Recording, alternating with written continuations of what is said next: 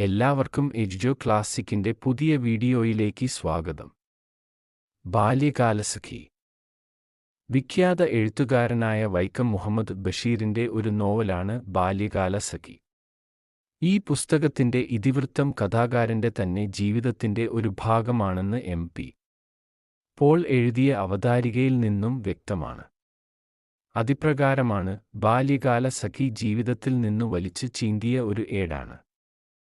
വക്കിൽ രക്തം പൊടിഞ്ഞിരിക്കുന്നു. ഈ ഗ്രന്ഥത്തിനെക്കുറിച്ച് അവതാരകനുള്ള അഭിപ്രായം ഇതൊരു പ്രണയകഥയാണെന്നും എന്നാൽ സാധാരണയായി പറഞ്ഞുവരുന്നതും കേട്ടുവരുന്നതുമായ ആഖ്യാനരീതിയിൽ നിന്നും മാറി അതിദാരുണങ്ങളായ ജീവിതയാഥാർത്ഥ്യങ്ങളെ കൂടി ഉൾക്കൊള്ളിച്ചാണ് ഇത് രചിച്ചിരിക്കുന്നതെന്നും ആണ്. മജീദിന്റെയും സുഹറയുടെയും ബാല്യകാല അനുഭവങ്ങൾ വിവരിച്ചുകൊണ്ടാണ് കഥ തുടങ്ങുന്നത്. മജീദിന്റെ ആണുങ്ങൾക്ക് എന്തും ചെയ്യാം എന്ന അവകാശത്തെ കൂർത്ത നഖങ്ങളുള്ള സുഹർ ചെറുത്തു തോൽപ്പിക്കുന്നത് ഞാനീയും മാന്തും എന്ന് ഭീഷണിപ്പെടുത്തിയാണ്. ഫിഫ്ത്ത് ഫോറത്തിൽ പഠിച്ചിരുന്ന കാലത്ത് സ്വാതന്ത്ര്യസമരത്തിൽ ആവേശം കൊണ്ട് നാടുവിട്ട ബഷീർ ഏതാണ്ട് 10 വർഷങ്ങൾക്ക് ശേഷമാണ് തിരിച്ചെത്തുന്നത്. അദ്ദേഹത്തിന്റെ ഈ ദേശാടനവേളയിൽ കൽക്കത്തയിലായിരിക്കുന്ന കാലം.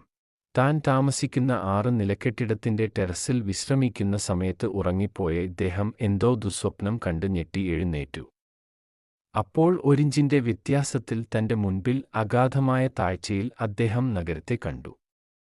താൻ മരണത്തിൽ നിന്നും അത്ഭുതകരമായി രക്ഷപ്പെട്ടു എന്ന് അദ്ദേഹം മനസ്സിലാക്കി. വീണ്ടും നിദ്രയിലാണ്ട അദ്ദേഹത്തിന്റെ സ്വപ്നത്തിൽ തന്റെ കളിക്കൂട്ടുകാരിയായ സുഹറ പ്രത്യക്ഷപ്പെട്ടു. താൻ മരിച്ചുപോയെന്നും തന്നെ അടക്കം ചെയ്തെന്നും അവൾ പറഞ്ഞു. അങ്ങനെയാണത്രേ തന്റെ കളിക്കൂട്ടുകാരിയുടെ അകാലമരണം അദ്ദേഹം അറിഞ്ഞത്. പിറ്റേന്നു തന്നെ തന്റെ വിചിത്രങ്ങളായ ഈ അനുഭവങ്ങൾ ബാല്യകാല അനുഭവങ്ങളോടുകൂടി അദ്ദേഹം രചിച്ചു. ഈ രചന ഇംഗ്ലീഷിലാണ് നടന്നത്. നാട്ടിലെത്തിയ ശേഷം അത് മാതൃഭാഷയിലേക്ക് തർജ്ജമ ചെയ്തു. ഈ കഥയിലെ നായകനായ മജീദ് ബഷീർ തന്നെയും നായിക സുഹർ അദ്ദേഹത്തിന്റെ ബാല്യകാല സഖിയും ആണ്.